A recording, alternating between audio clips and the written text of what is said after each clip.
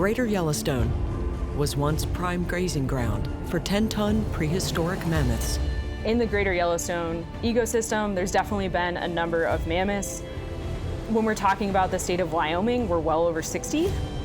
Montana also has a number of mammoth sites. It was also home to the earliest Americans, at least 13,000 years ago. The Clovis people were arguably the first people in the New World. It looks like the bulk of their diet was comprised of large animals. Mammoth bones have been found with spear points throughout Yellowstone.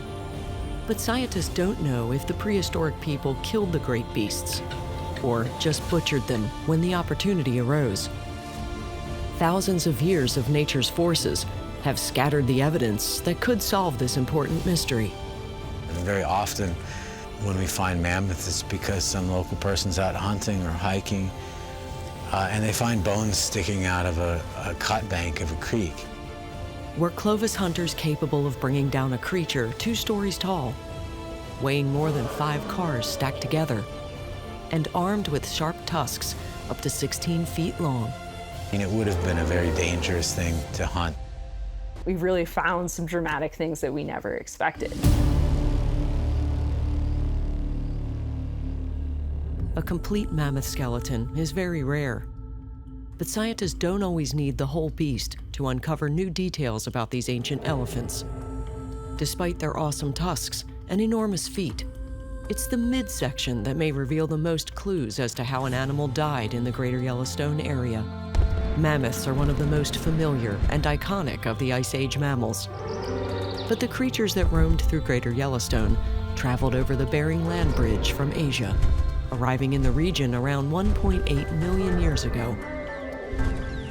They quickly adapted to a much warmer climate. In what is today Montana, Wyoming, and the Dakotas, they thrived until the end of the last ice age.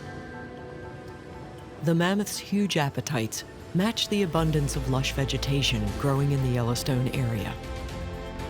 Like modern elephants, mammoths would have had to eat a lot every day to fuel their large bodies, and probably spent most of their time grazing. A large male would have devoured between 400 and 700 pounds of plants per day. That's why a single tooth weighed up to 5 pounds.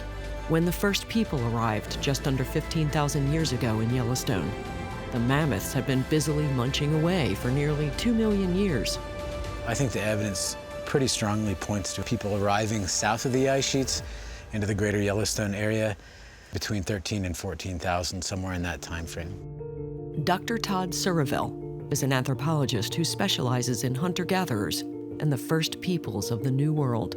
He's especially interested in how Yellowstone's first people interacted with the Pleistocene megafauna, like mammoths. Mammoths have been walking these ecosystems and grazing in them and adapting in them for 1.8 million years. And over that time period, there wasn't one ice age.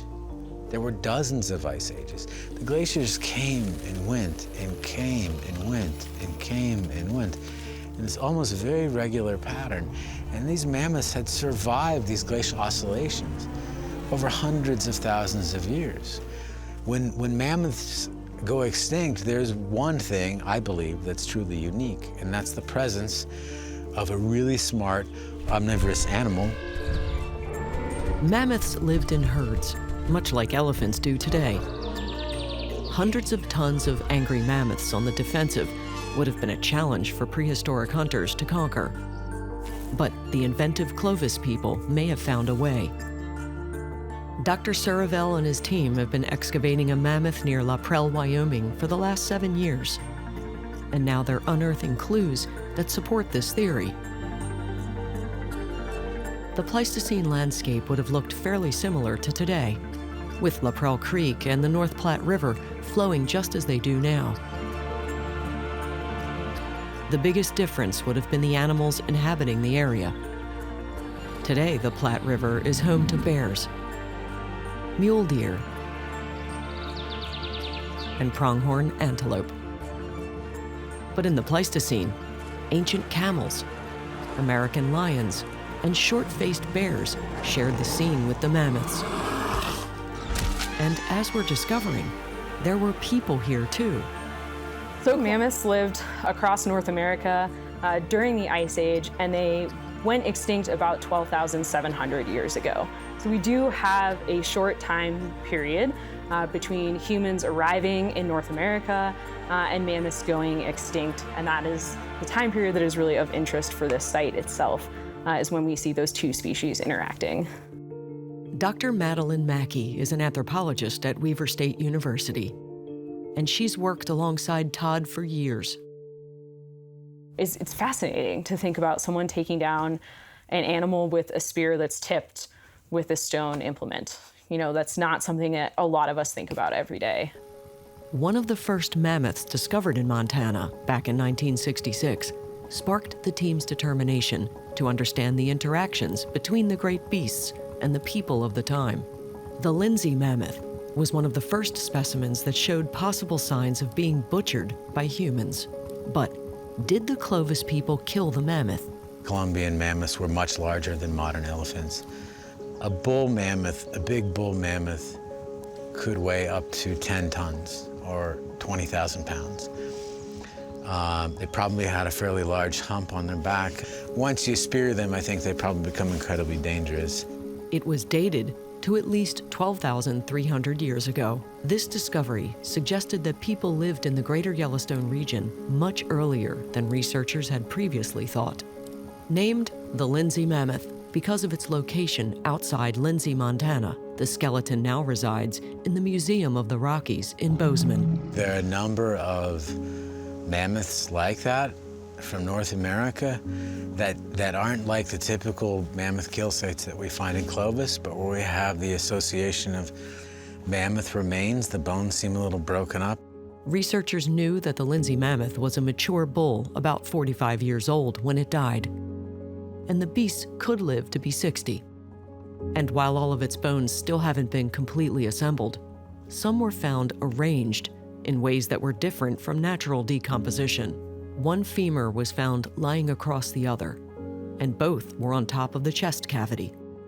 A design that could have only been accomplished by people. The unusual organization of the bones could not have been caused by predators feeding on and dispersing parts of the carcass. Straight cut marks on the rib and calcaneus bones were uncovered, possibly made by lances when killing or scavenging and butchering the massive animal.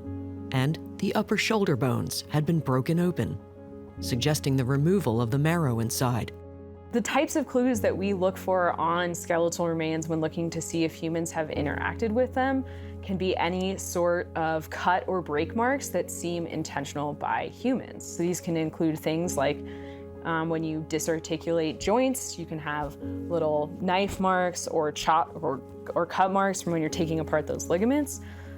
Or chop marks from trying to break up bones to kind of extract the marrow that's in them. But even the presence of such marks doesn't solve the mystery of whether or not the creature was hunted and killed, or simply eaten. The Clovis people used stone projectile points to hunt and dismember their game, but none were found among the Lindsay mammoth's remains. You can have a skeleton that looks completely untouched that was completely butchered by humans. If they'd chanced upon the mammoth when it was recently dead or dying, they would have taken their tools with them once they'd eaten their fill. Now, Todd Saravel's team of archaeologists and paleontologists is excavating the Laprelle mammoth in Wyoming. We found a number of artifacts that we have not found before. At the Laprelle mammoth site that we're digging here, we have the remains of at least 3 groups of people surrounding this mammoth. Now, we don't know if all of them cooperated in the hunting of that mammoth, but it seems pretty likely that they cooperated in the butchery and the consumption of that animal. The roughly 25-year-old Columbian mammoth was sticking out of a high bank of Laprelle Creek. The mammoth was found in 1986 by 2 locals. The following year, archaeologists made an incredible discovery: a definitive stone tool and around a dozen stone tool flakes. But nothing more was done until Saravel and his team began their work in 2014. Todd and Madeline are hoping to find proof that Clovis hunters actively dispatched the behemoth. As they dig, they're uncovering a wealth of new information about how the Paleo-Indians lived and organized their daily lives. This is a really big animal. And what we found associated with that is a number of different activity areas where these people camped when they were butchering and processing, maybe preserving some of the meat and consuming some of the meat associated with this mammoth. We have a mammoth kill area, and it's surrounded by what we call 3 hearth-centered activity areas, which is a fancy way of saying a fire pit with a bunch of stuff around it. They've also found an assortment of tools and bone needles and beads.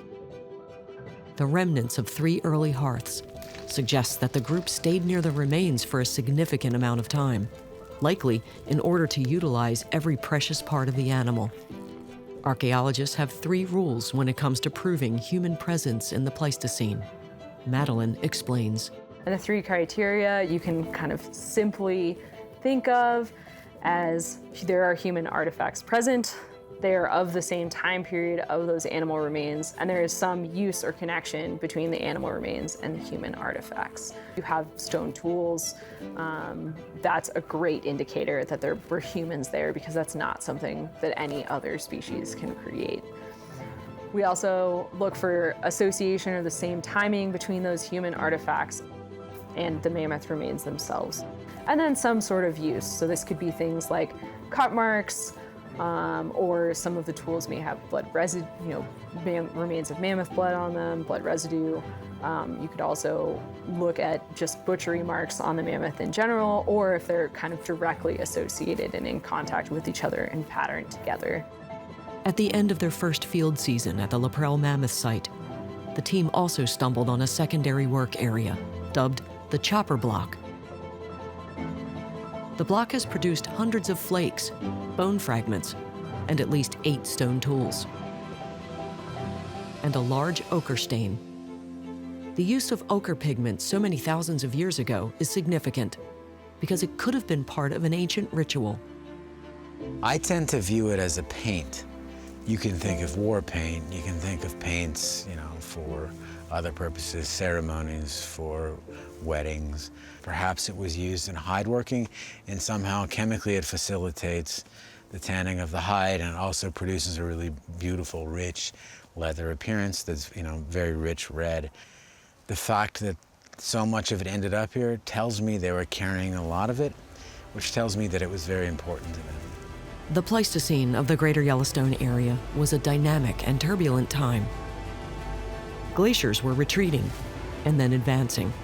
And while humans clearly conquered the challenges of a changing climate, many large animals did not. The investigation of mammoth remains continues to reveal how things changed. If we see that that animal is healthy and happy right up to the day that it dies, it suggests that this probably has nothing to do with climate and ecological change whatsoever, but it died a catastrophic death. And almost certainly we're talking about a death at the hands of humans. If you're a mammoth living in the Greater Yellowstone ecosystem, 12,800 years ago, you basically got a coin toss whether you're gonna die naturally or get speared. That's a huge amount of mortality and almost certainly points to humans as the agents of extinction.